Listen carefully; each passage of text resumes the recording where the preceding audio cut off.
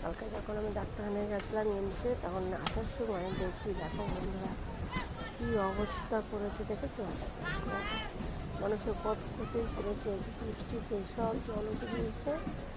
তারপরে এই রেল লাইনের পাশে সব ঝুঁকি পড়ে রয়েছে, জলেই থইতে দেখো, দেখেছো কীরকম জল? দেখো তুমি তাকেই দেখো, তোমরা এগুলো শেয়ার করে দিয়ে হয়েছিল সবাই যেন এটা দেখতে পাই, কষ্টতে মানুষের কত ক্ষয়ক্ষতি করে দিয়েছে। দেখো জলে কীরকম কী অবস্থা।